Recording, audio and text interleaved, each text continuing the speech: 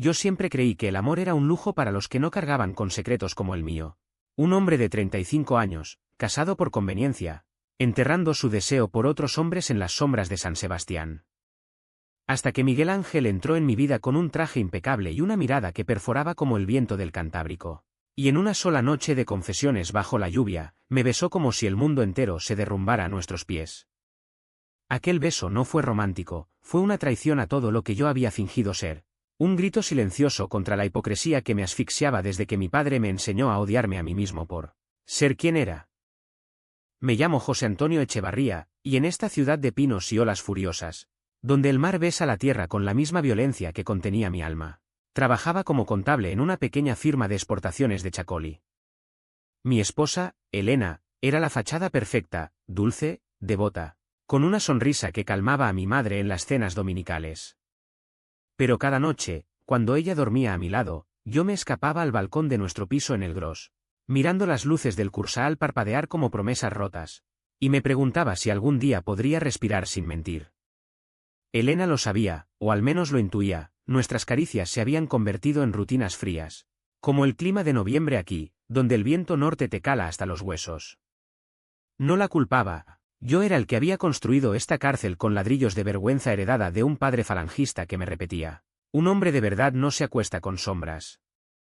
El caso que lo cambió todo empezó con un error mío.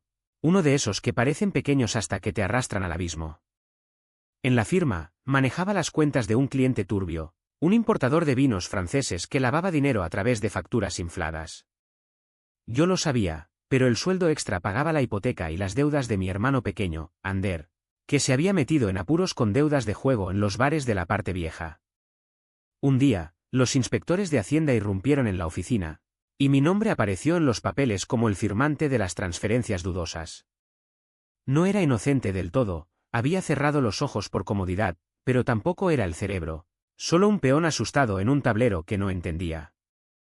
Aquella tarde, esposado en la comisaría de la calle Fuenterrabía, con el olor a café rancio y sudor ajeno impregnándome la camisa, sentí por primera vez que mi vida entera se deshilachaba como un jersey viejo bajo la sal del mar. Fue entonces cuando apareció Miguel Ángel Ruiz, el abogado que mi jefe contrató de urgencia. Entró en la sala de interrogatorios como un vendaval templado, alto, de hombros anchos bajo un traje gris perla que contrastaba con su piel morena, heredada de abuelos andaluces que se habían mudado al norte por amor al pescado fresco. Sus ojos, de un verde intenso como el musgo de los acantilados de Urgul, me escanearon de arriba abajo, no con juicio, sino con una curiosidad que me erizó la nuca. José Antonio, ¿verdad? Soy Miguel Ángel. Vamos a sacarte de aquí antes de que conviertas esto en un circo vasco. Su voz era grave, con un acento madrileño suavizado por años en Bilbao, pero había algo en su forma de pronunciar mi nombre, lento, como saboreándolo, que me hizo tragar saliva. Me tendió la mano, y cuando la apreté, su palma era cálida, callosa por horas en gimnasios o quizás escalando las montañas de Aralar, y por un segundo, olvidé las esposas. Desde ese momento, nuestras reuniones se convirtieron en el eje de mi mundo. Alquilaba una oficina provisional en el centro, cerca del bulevar, con vistas a los tranvías que serpenteaban como venas de la ciudad. Allí, entre pilas de documentos amarillentos y el zumbido de un ventilador viejo, diseccionábamos el caso, transferencias bancarias que olían a podrido, testigos que se evaporaban como niebla matutina, y mi propia confesión temblorosa sobre por qué había firmado esos papeles. Miguel Ángel escuchaba sin interrumpir, garabateando notas en un bloc con letra angulosa, pero sus ojos no se apartaban de mí. No eres un criminal, José. Eres un hombre atrapado en una red que no tejiste tú. Pero para ganar, tienes que soltar la cuerda que te ata a la mentira. Sus palabras eran precisas, como cortes de bisturí, y cada una se clavaba en las grietas de mi armadura. Poco a poco, el caso se volvió pretexto para algo más. Después de las sesiones, caminábamos por las callejuelas empedradas de la parte vieja, deteniéndonos en bares como el Bar Néstor para untar pinchos de foie en pan crujiente, regados con sidra que burbujeaba como mis pensamientos reprimidos. Él hablaba de su vida con una franqueza que me desarmaba, divorciado a los 38, sin hijos, dedicado a defender a los invisibles, inmigrantes, disidentes, y ahora, un contable gay que ni siquiera se admitía a sí mismo. ¿Sabes qué es lo peor de esconderse, José? Que al final, Ni tú mismo sabes dónde termina el disfraz y dónde empieza el hombre. Lo dijo una noche, bajo las luces tenues de un farol en la Plaza de la Constitución, y sentí que el suelo se abría bajo mis pies. ¿Cómo lo sabía? ¿Era intuición de abogado, o algo más profundo, un eco de su propia lucha? Elena notaba los cambios. Volvía a casa más tarde, con el olor a mar y al impregnado en la ropa, y ella me miraba con ojos que ya no brillaban de cariño, sino de resignación. Estás distante, José. Como si hubieras encontrado un rincón donde yo no entro. Intentaba compensarlo con cenas en el aquelarre, con vistas al faro de Igueldo, pero mis besos eran mecánicos, y ella lo sentía. Mi madre, con sus rosarios y sus cuentos de la posguerra, me llamaba para recordarme la misa del domingo: no olvides quién eres, hijo. En esta tierra, la familia es lo único que queda cuando el mar se lleva todo. Pero el mar no se llevaba nada, yo era el que me ahogaba en él, remando contra corrientes que Miguel Ángel parecía entender sin palabras.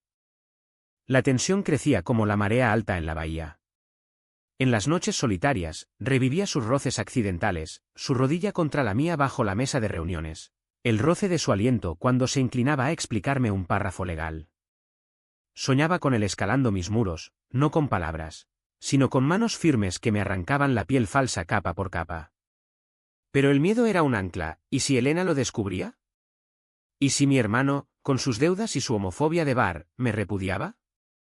San Sebastián era una ciudad de fachadas elegantes, el ayuntamiento neoclásico, las villas de Amara, pero debajo bullía el juicio silencioso de los vecinos, los murmullos en las colas del mercado de la Brecha sobre esos que no encajan. Una semana antes de la audiencia preliminar, el BKCHA me estalló en chispas. Recibí una llamada de Ander, había empeorado, apostando en un casino clandestino en Oyarzún, y necesitaba dinero ya o los tipos vendrían por él. Le di lo último que tenía, robado de la cuenta compartida con Elena, pero ella lo vio en el extracto bancario. Aquella noche, en nuestra cocina con azulejos blancos como huesos, me enfrentó: es por él, ¿verdad? Ese abogado con ojos de lobo. Te veo, José, te veo consumido por algo que no me das a mí. Lágrimas corrían por sus mejillas, no de rabia, sino de un dolor puro que me destrozaba. Intenté negarlo, balbuceé excusas sobre el estrés del caso, pero ella rió amargamente: mientes tan mal. Siempre lo supe, desde nuestra noche de bodas, cuando tus ojos se perdían en el horizonte en vez de en mí. Pero pensé que el tiempo te curaría. Ve con él, José. Libérame de esta farsa. Me quedé paralizado, el cuchillo que pelaba manzanas temblando en mi mano. Su perdón no era misericordia, era una sentencia. Al día siguiente, cancelé la terapia de pareja que habíamos empezado, y me mudé temporalmente a un piso alquilado en el antiguo, un cuchitril con vistas a la ría que olía a humedad y a libertad incierta. Miguel Ángel lo supo por un mensaje mío: breve, necesito verte. ¿Solo?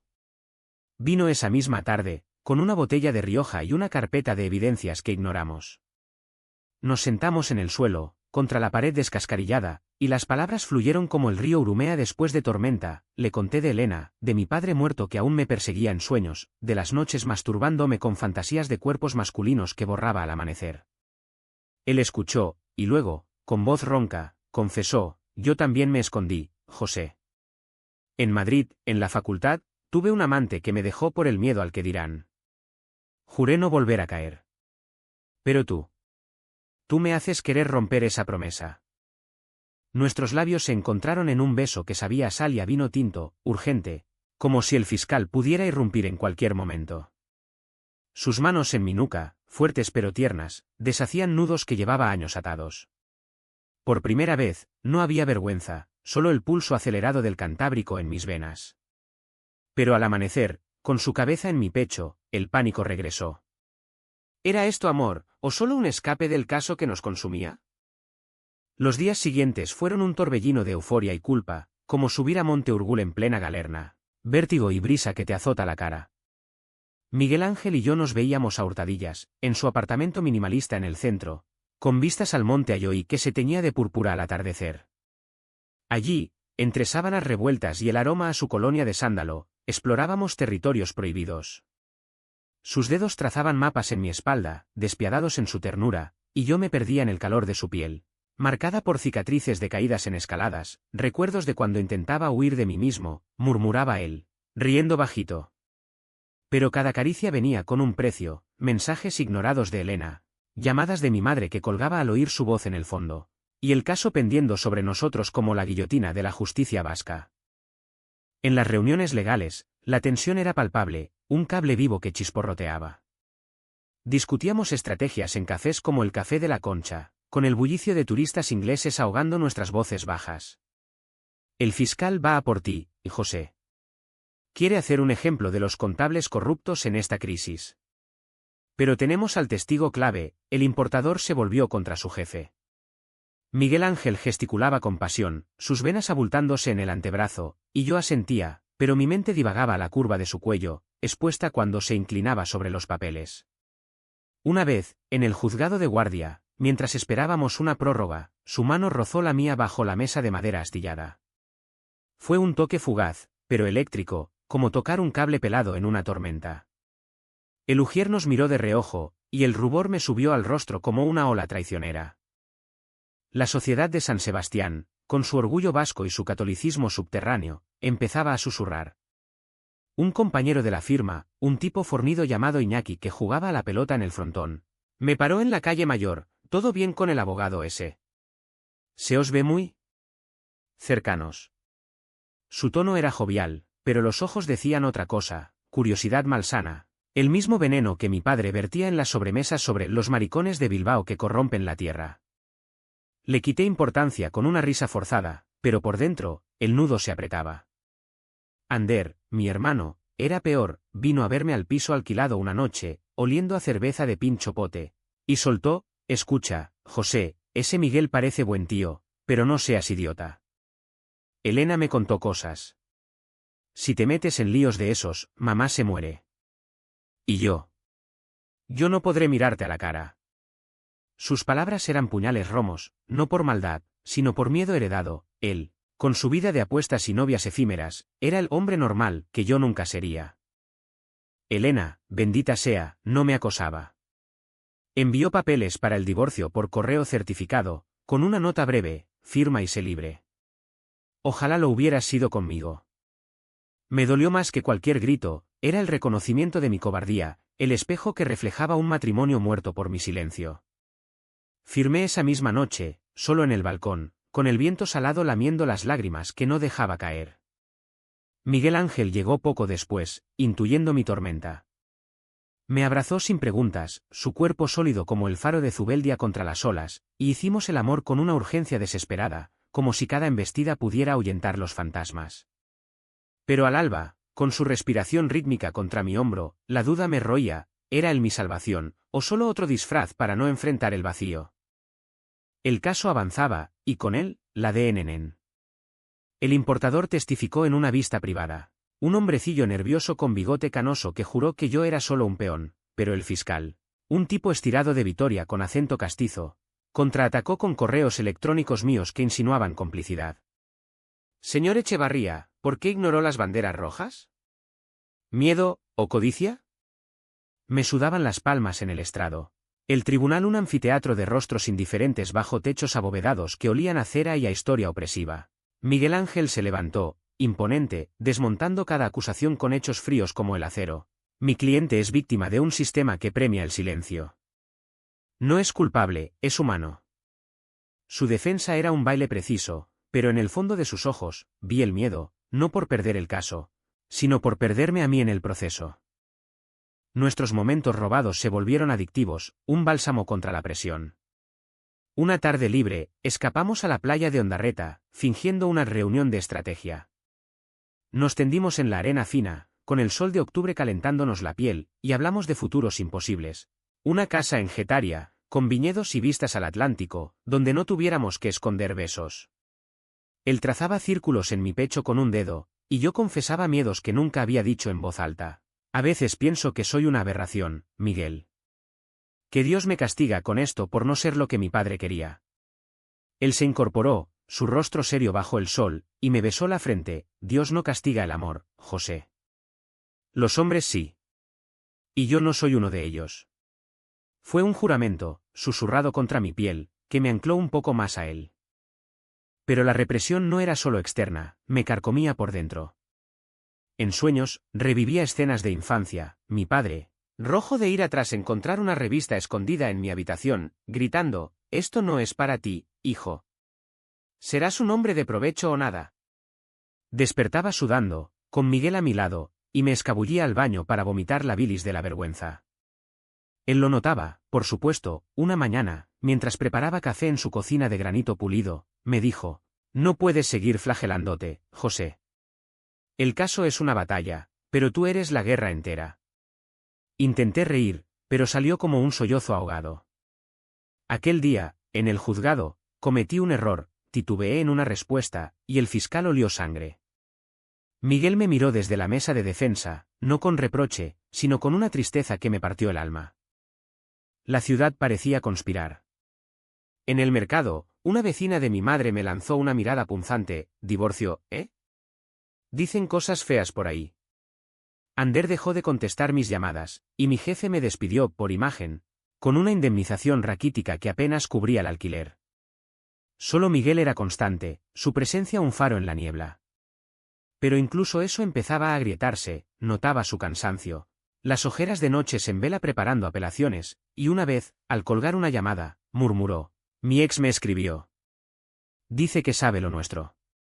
Amenaza con contarlo si no le pago». El pánico me heló, ¿quién más? La red se cerraba, invisible pero asfixiante, y yo, en el centro, jadeaba por aire. Una noche de lluvia torrencial, el tipo que golpea los cristales como dedos acusadores. Nos refugiamos en un bar de chiquiteo en el barrio de Egia. El vino tinto nos soltó la lengua, y confesé mi peor temor, si perdemos el caso, voy a la cárcel. Y allí. Allí seré carne para los lobos. Ser gay en prisión es sentencia de muerte. Él palideció, su copa temblando en la mano. No lo permitiremos. Pero José, hay algo que no te he dicho, yo también tengo un secreto. En mi divorcio, no fue solo incompatibilidad. Mi mujer me pilló con un cliente, hace años. Perdió la custodia compartida por mí, y estilo de vida. Por eso lucho tanto, porque sé lo que es ser juzgado por amar. Sus palabras cayeron como gotas pesadas, y nos abrazamos en un rincón oscuro, ignorando las miradas de los locales. Aquel momento fue un pacto silencioso, juntos contra el mundo, o hundidos solos. Pero la de Nen alcanzaba su límite. Elena me envió una carta final, «He hablado con tu madre. Todo saldrá a la luz pronto. Perdóname, pero mereces la verdad, aunque duela». El sobre temblaba en mis manos, y supe que el turning point se acercaba, inexorable como la marea. La carta de Elena fue el primer trueno de la tormenta que me arrastraría al fondo. La abrí en el piso alquilado, con el olor a pan recién horneado del horno de abajo filtrándose por la ventana entreabierta. Un contraste cruel con el veneno que leía, «Tu madre me rogó que te salvara, José. Sabe lo de Miguel desde hace semanas, una vecina vios en la playa. Quiere una intervención, un sacerdote, lo que sea para curarte». No le dije nada, pero el rumor corre como el urumea en crecida. «Firma los papeles y vete lejos, por favor». El papel se arrugó en mi puño, y un sollozo me escapó, gutural, como si me arrancaran las entrañas. San Sebastián, mi hogar de olas y euzqueraz, se convertía en una trampa de ojos y lenguas. Llamé a Miguel de inmediato, mi voz un hilo roto al teléfono. «Ven. Ahora». Llegó empapado por la llovizna pertinaz, su pelo negro pegado a la frente como algas marinas, y me encontró acurrucado en el sofá deshilachado, la carta hecha trizas a mis pies. Se arrodilló ante mí, sus manos en mis rodillas, y leyó los fragmentos en silencio. Su rostro se endureció, no de ira, sino de una resignación que me aterrorizó más que cualquier grito. «Lo sabíamos, José. Esto es lo que pasa cuando amas en las sombras, la luz te quema». Intenté responder, pero las lágrimas me ahogaron, y en vez de palabras, lo besé con desesperación, aferrándome a su camisa como a un salvavidas en la resaca. Aquella noche, el sexo fue diferente, no pasión, sino consuelo crudo, cuerpos chocando como olas contra rompeolas, buscando anclas en la piel del otro. Sus gemidos eran susurros rotos, «Quédate conmigo, no te sueltes», y yo me hundía en él, olvidando por momentos el mundo exterior. Pero al amanecer, Con el sol filtrándose grisáceo por las persianas, la realidad nos golpeó. Mi teléfono vibró, mi madre, llorando al otro lado. José, hijo mío, ¿es verdad? Ese hombre. ¿Te ha corrompido? Ven a casa, hablaremos con el cura de San Telmo. Dios perdona, pero tú. Tú eres mi sangre. Su voz, quebrada por décadas de rosarios y misas, era un lamento que me partía el pecho. Colgué sin promesas, pero el daño estaba hecho, el secreto, ese tumor que había incubado en silencio, ahora supuraba, infectando todo. El turning point llegó 3 días después, en la audiencia principal del juzgado de San Sebastián, un edificio austero de piedra que olía a tinta y a derrotas pasadas. El salón estaba abarrotado, periodistas locales del diario vasco garabateando notas, mi jefe ex en la fila de testigos, y Dios mío, Ander, sentado al fondo con los brazos cruzados, su mirada un muro de decepción. Elena no vino, pero su ausencia era un vacío que dolía más. Miguel Ángel, a mi lado en la mesa de defensa, me apretó la mano bajo la madera, un gesto fugaz que nadie vio, pero que me dio fuerzas para enfrentar al fiscal. El testimonio mío fue un calvario. Bajo las luces fluorescentes que zumbaban como avispas, relaté los hechos, las transferencias, mi ceguera voluntaria, el pánico por Ander. Pero el fiscal, con su sonrisa de tiburón, sacó la artillería, señor Echevarría, ¿y su vida personal? ¿Influyó en sus decisiones éticas? Tenemos rumores de irregularidades en su matrimonio. El salón murmuró, un zumbido que me erizó la piel. Miré a Miguel, pidiendo auxilio silencioso, pero él se levantó como un león herido. Objeción. Esto es acoso, no justicia. Mi cliente está aquí por finanzas, no por su vida privada. El juez, un hombre mayor con gafas de montura gruesa, frunció el ceño pero denegó, y el fiscal prosiguió, soltando insinuaciones veladas sobre relaciones inapropiadas con su letrado. El mundo se ralentizó. Sentí las miradas como cuchillos, Ander se levantó y salió dando un portazo, el eco resonando como un veredicto. Un periodista tosió, y juro que oí risitas ahogadas. Mi estómago se revolvió, y vomité bilis en el baño adyacente, las baldosas frías contra mi frente mientras sollozaba. Miguel me encontró allí, pálido como un náufrago, y me abrazó contra el lavabo. Respira, José. No dejaré que te hundan. Pero sus ojos estaban húmedos, y supe que él también sangraba. Salimos del juzgado sin sentencia, prórroga de 2 semanas, pero la verdadera condena ya estaba dictada. Éramos leprosos en nuestra propia ciudad. Esa tarde, el escándalo explotó. El diario vasco publicaba una nota, contable acusado en escándalo financiero, también drama personal. No nombres, pero detalles suficientes, divorcio reciente, abogado íntimo. Mi madre llamó histérica, la gente habla, José. Tu padre se revolvería en la tumba. Ven a casa, por favor, antes de que sea tarde. Ander mandó un SMS brutal, eres una vergüenza. No cuentes conmigo. Elena, en un gesto final de piedad, me escribió, lo siento. No pude contenerlo. El aislamiento era total, un capullo de espinas que me dejaba sin aire. Me hundí en el piso, cortinas corridas contra el sol traidor, comiendo sobras frías y bebiendo vino barato hasta el aturdimiento. Miguel intentaba sacarme, trayendo pinchos del bar Bordaberry o arrastrándome a paseos por el Peine del Viento, donde las esculturas de Chillida retorcidas como almas en pena reflejaban mi caos. Pero yo estaba roto, Telit, las noches las pasaba acurrucado, reviviendo el juicio, el portazo de Ander, las insinuaciones que convertían mi amor en pecado público. Soy un monstruo, le dije una vez, en la oscuridad de su cama, mi voz un hilo. Él me besó las lágrimas, no, eres humano. Y yo te amo por eso. Fue la primera vez que lo dijo, y por un instante, el dolor se aquietó. Pero el abismo me llamaba, y yo, exhausto, me asomaba. La prisión parecía inevitable. Sin trabajo, sin familia, solo Miguel, mi ancla, pero también mi debilidad expuesta. Una noche, solo en el piso, consideré lo impensable, una botella de pastillas del baño. Un adiós silencioso al mar que rugía afuera. El teléfono sonó, él. José, abre la puerta. No estás solo. Golpeó hasta que cedí, y me encontró en el suelo, la botella en la mano. No gritó, solo me levantó, me metió en la ducha fría, y me sostuvo mientras el agua lavaba la suciedad del alma.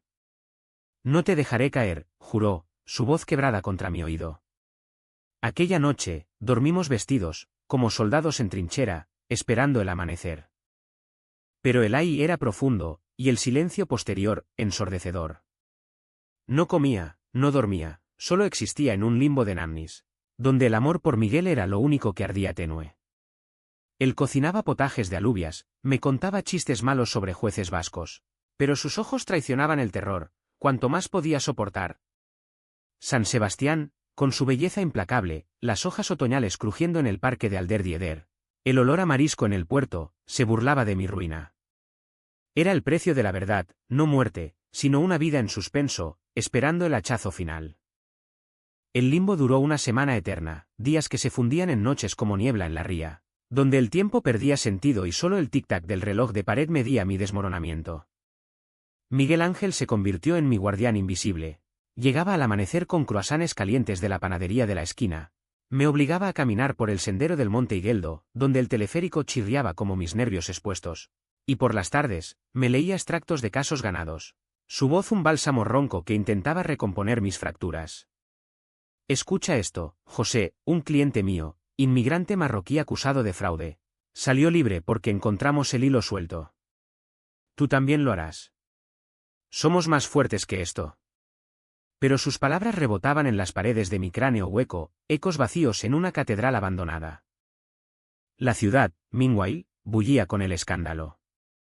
Caminando por el bulevar, sentía las miradas como aguijones, madres apartando a sus hijos, viejos en bancos mascullando pecado en la bahía. Un artículo en el Correo Gallego amplificó el fuego, abogado y cliente, colusión en la corte y en la cama.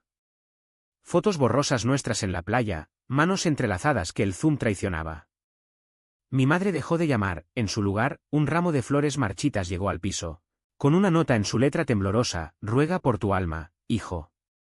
La Virgen de Guadalupe te mira. Ander borró mi número, o eso asumí cuando sus mensajes cesaron. Elena, en un último gesto, me envió la llave de nuestro piso, véndelo. Empieza de cero. Te deseo paz. El aislamiento me devoraba, un hambre que no saciaba comida ni caricias. Miguel lo intentaba todo, cenas románticas en el restaurante Gambara, con setas silvestres y vino de La Rioja que sabía a promesas, pero yo picoteaba como un pájaro herido, incapaz de tragar más que culpa.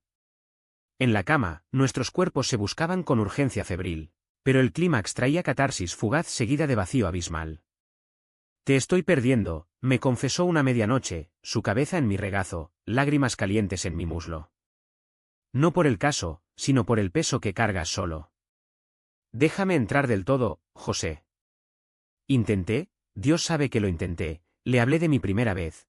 Un encuentro torpe en un baño público de Bilbao a los 20, seguido de meses de autoflagelación con Biblias robadas de la iglesia. Él compartió su propia herida. El amante de la facultad, un profesor casado que lo abandonó con un «no puedo arruinar mi vida por ti». Nuestras cicatrices se alineaban como constelaciones rotas, pero sanarlas requería luz. Y la nuestra era escasa.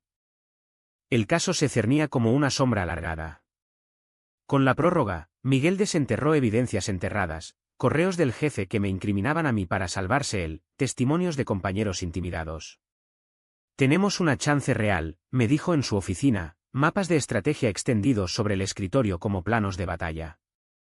Pero yo, sentado frente a él, solo veía el riesgo. Si ganábamos, el escándalo personal explotaría más; si perdíamos, la cárcel me separaría de él para siempre.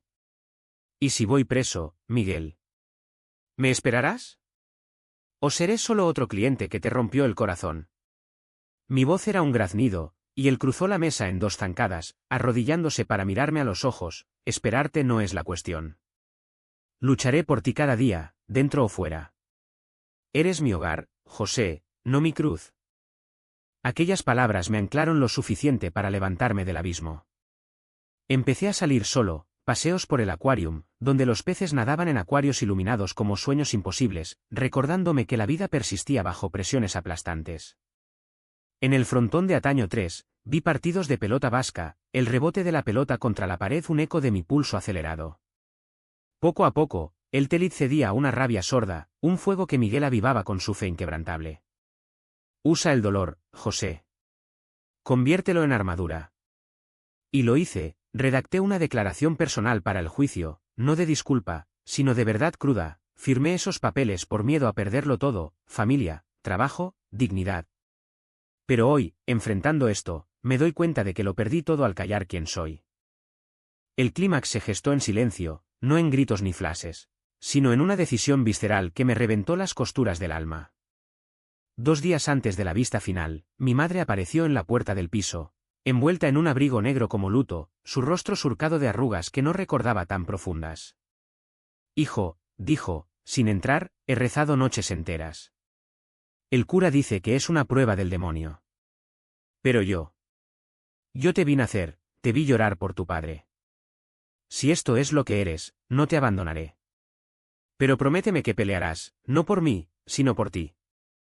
Sus palabras, envueltas en olor a naftalina y a hostias consagradas, fueron un bálsamo inesperado. La abracé por primera vez en años, su cuerpo frágil temblando contra el mío, y lloramos juntos en el umbral, el pasillo vecino testigo mudo de una reconciliación agridulce. Ander no vino, pero envió un mensaje titubeante: si sales de esta, hablamos. No te odio, hermano. Solo tengo miedo. Elena, desde la distancia, añadió, sé fuerte. ¿Mereces esto? Con esas grietas de luz, entré en el clímax del juicio no como víctima, sino como superviviente. El salón bullía, más prensa, vecinos curiosos, incluso Iñaki de la firma, con expresión neutra. El fiscal repitió sus ataques, ahora directos: señor Echevarría, su conducta personal socava su credibilidad. ¿Cómo podemos confiar en un hombre que engaña a su esposa? El silencio cayó como plomo, y yo, en vez de hundirme, me levanté solo. Miguel me había entrenado para esto. Credibilidad, repetí, mi voz firme por primera vez, resonando en las vigas de madera. He engañado, sí. A mi esposa, a mi familia, a mí mismo. Por años, viví mintiendo sobre quien amo, porque en esta ciudad santa y orgullosa, amar a un hombre es pecado. Pero hoy, señor fiscal, le digo la verdad, soy gay. Amo a mi abogado, Miguel Ángel, más allá del deber profesional. Y esa verdad no me hace culpable de fraude, me hace humano. Firmé esos papeles por desesperación, no por maldad. Castígueme por eso, pero no por amar. El salón jadeó colectivamente, un suspiro que vibró como el mar en tormenta. Miguel se levantó a mi lado, pálido pero orgulloso, y añadió: y yo lo amo de vuelta. Si eso invalida mi defensa, renuncio ahora. Pero la justicia debería juzgar hechos, no corazones. El juez golpeó el mazo, ordenando silencio, pero el daño, o la liberación, estaba hecho. No hubo aplausos, solo un zumbido de shock, miradas que iban de la piedad al desprecio. Salimos del juzgado tomados de la mano, bajo el sol invernal que pinchaba como agujas, y por primera vez, no me importó quién mirara. Era el pico del drama, no victoria ruidosa, sino una declaración que me desnudaba ante el mundo, rompiendo cadenas invisibles con palabras afiladas como vidrio del peine del viento. El eco de mis palabras en el juzgado reverberó por San Sebastián como una ola que rompe en la Zurriola, dejando conchas rotas a su paso. No hubo sentencia inmediata, el juez pidió tiempo para deliberar, pero el aire había cambiado, cargado de ozono post-tormenta. Los periodistas nos acosaron a la salida, flashes cegadores como relámpagos, gritando preguntas: ¿confirma la relación, señor Echevarría? ¿Es esto un chantaje emocional para el caso? Miguel me blindó con su cuerpo, guiándome hacia un taxi que olía a cuero viejo y a esperanza incierta. Dentro, con las ventanillas empañadas por la lluvia fina, me derrumbé contra su hombro: lo hice. Dios, lo dije en voz alta. Él besó mi sien, su aliento cálido: lo hiciste. Y el mundo no se acabó. Pero el mundo se torció de formas sutiles, como raíces bajo la acera. Mi madre, fortalecida por mi confesión, empezó a visitarme. Traía potes de marmitaco cocinado en su cocina de Gros, con patatas tiernas y bonito fresco que sabían a infancia no contaminada. No entiendo todo, hijo, admitía, removiendo el guiso en mi fregadero diminuto, pero te quiero. Y si ese Miguel te hace feliz, que Dios lo bendiga. Era un perdón frágil, teñido de avemarías susurradas, pero real. Compartíamos cafés en la terraza del Café Ayala, hablando no de pecados, sino de nietos hipotéticos y veraneos en Hondarribia. Ander tardó más, apareció una noche en la puerta, con una botella de pacharán y ojos evitados. Fui un cabrón, murmuró, sentándose en el sofá con las rodillas juntas como un chaval. Verte allí, solo. Me dio vergüenza de mí. Si él te quiere, bien. ¿Solo?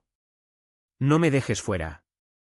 Brindamos torpemente, el licor dulce quemando gargantas cerradas, y por primera vez, vi grietas en su armadura homofóbica. El miedo no era odio, sino eco del nuestro.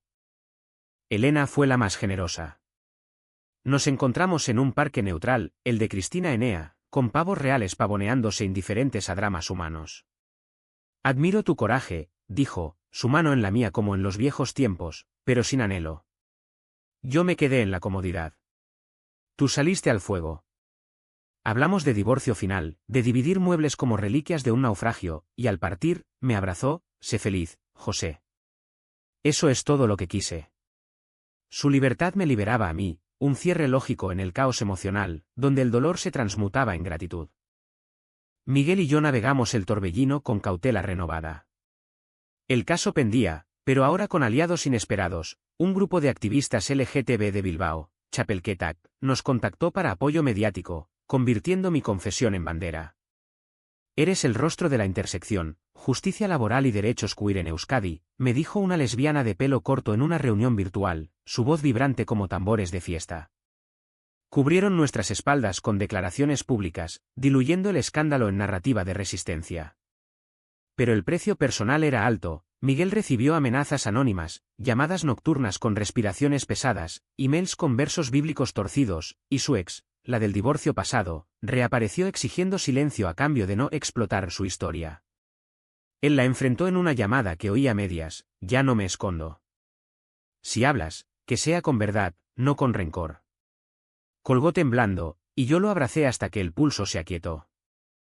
Nuestras noches se volvieron rituales de sanación. Cocinábamos juntos en su cocina, él picando cebollas para un pil de bacalao mientras yo vertía el chacoli. Y hablábamos de miedos residuales bajo la luz suave de una lámpara de sal. A veces sueño que te pierdo en la cárcel, confesaba él, su cabeza en mi pecho, el latido de mi corazón un metrónomo contra su oreja. Yo respondía trazando sus cejas, y yo sueño que huyes de la prensa. Pero aquí estamos, Miguel. Enteros, aunque magullados. El sexo evolucionó, de urgente a profundo, explorando no solo cuerpos, sino almas, risas entre jadeos, pausas para besos que decían «o te veo» sin palabras. La ciudad, lentamente, se adaptaba. En el bar de siempre, el tabernero me sirvió un chiquito extra, «Ánimo, José. Aquí todos cargamos cruces». Una vecina dejó una nota en la puerta, orgullo desde el anonimato. No era aceptación universal, murmullos persistían en misas y mercados, pero suficientes grietas dejaban entrar luz. Mi madre incluso invitó a Miguel a cenar, un asado de cordero en su casa, tenso al principio, con cubiertos tintineando como nervios, pero acabando en risas sobre anécdotas de mi infancia torpe. Cuídalo, le dijo ella al despedirse, su mano en su brazo. Es terco como el mar. El veredicto llegó un viernes de sol pálido, el juez declarando, inocente de cargos mayores, culpabilidad menor por negligencia, con pena suspendida y multa. Ganamos, no por milagro, sino por la meticulosa disección de Miguel y mi verdad cruda que humanizó el jurado. Salimos al exterior, donde un puñado de activistas aplaudía con banderas arcoíris ondeando contra el viento norte. No fue eufórico, fue catártico, un suspiro colectivo. Esa noche, celebramos en privado, cava en la playa de la Concha, pies en la arena fría, besándonos bajo las estrellas que parpadeaban como testigos indiferentes. Pero el clímax no termina en victoria, deja cicatrices. Miguel renunció a casos de alto perfil por un tiempo, enfocándose en pro bono para la comunidad queer. Quiero justicia que cure, no que hiera. Yo busqué terapia en el centro LGTB de Donosti. Sesiones donde desentrañaba la vergüenza paterna como raíces podridas. La curación era lenta, lógica, días buenos de caminatas mano a mano por el romántico paseo de la Concha, días malos de dudas que disipábamos con honestidad brutal. Te amo, pero a veces el miedo me gana, admitía yo. Y yo te elijo cada día, pese a él, respondía él. La vida post-clímax no fue un cuento de hadas con finales relucientes, fue un tapiz tejido con hilos ásperos de realidad, donde la alegría se entretejía con ecos de dolor como las venas azules en las hojas de los plátanos del bulevar. 6 meses después del veredicto, San Sebastián nos había devuelto un espacio precario. Yo encontré trabajo en una cooperativa de artesanos en Pasaya, contando euros ganados con manos callosas en lugar de sombras turbias, y Miguel abrió un bufete pequeño en el antiguo, especializado en derechos laborales para minorías, donde el deber se encuentra con la dignidad. Bromeaba él, colgando la placa de latón bajo un cielo que ya no parecía conspirador. Nuestra rutina era un bálsamo cotidiano, mañanas de café fuerte en la cama, con el sol filtrándose por cortinas de lino que olían a sal marina, y tardes de lecturas compartidas en el sofá. Él devorando tratados legales, yo sumergido en novelas de Delibes que hablaban de hombres rotos y redimidos. Los domingos, mi madre nos recibía para almuerzos eternos, ensalada rusa y merluza en salsa verde. Conversaciones que esquivaban abismos pero tocaban bordes. ¿Cuándo me dais un perro, en vez de nietos? Riendo hasta que las arrugas se profundizaban en surcos de aceptación. Ander, redimiéndose a su manera, se unió una vez. Trajo sidra de Astigarraga y contó chistes malos sobre Pelotaris, su rodilla rozando la mía sin tensión. Un puente frágil pero firme. Elena reapareció esporádicamente, ahora con un novio profesor de historia que la hacía brillar como en nuestros primeros días. Nos cruzamos en el Festival de Jazz de Getaria, compartiendo copas de albariño bajo guirnaldas de luces, y brindamos por segundas oportunidades. Tú me enseñaste a soltar, José. Su felicidad era mi absolución, un recordatorio lógico de que el amor no es posesión, sino lanzamiento al viento. Pero la curación traía facturas pendientes. Miguel lidiaba con secuelas de su ex, un juicio por difamación que ganó, pero que le costó noches de insomnio, reviviendo traiciones pasadas. A veces dudo si merezco esto, confesaba, mirando el mar desde nuestro balcón compartido. Habíamos mudado juntos a un piso luminoso en Amara, con vistas a la ría que fluía como venas vivas. Yo lo anclaba entonces, mis manos en sus hombros tensos. Mereces porque luchas, no porque seas perfecto. Mis propias sombras persistían, terapias donde desenterraba el veneno paterno, sueños donde el fiscal me esposaba no por fraude, sino por besos robados. Pero cada despertar a su lado era victoria, su ronquido suave, el calor de su espalda contra mi pecho, un recordatorio de que la vulnerabilidad no es debilidad, sino fuerza. La sociedad cobraba su peaje con sutileza, un cliente que cancelaba cita al oír pareja gay, un vecino que cruzaba la calle en la parte vieja.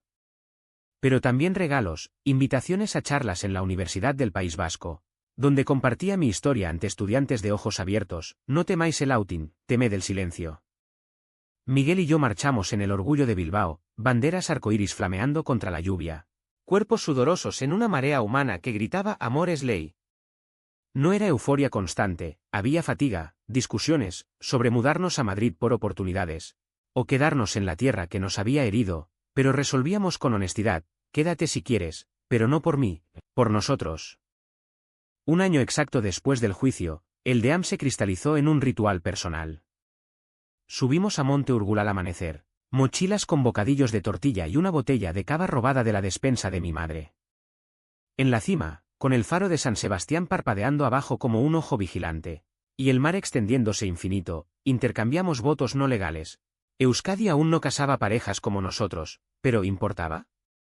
Te elijo en las tormentas y en las calmas, dijo él, su anillo de plata simple, un nudo celta grabado, deslizándose en mi dedo. Y yo te elijo en las sombras y en la luz, respondí, besándolo con sal en los labios del rocío matutino. Bajamos de la mano, el sol calentando nuestras nucas, y en la ciudad que despertaba, pescadores descargando redes en el puerto, tranvías zumbando hacia el día, supe que el final no era cierre, sino apertura. La pregunta que queda, flotando como niebla sobre la bahía, no es si el amor LGBT sobrevive en tierras gélidas como esta, es si, al final, todos no somos solo hombres buscando calor en cuerpos que nos reflejan. ¿Y tú, lector, qué esconderías bajo tu fachada de olas tranquilas?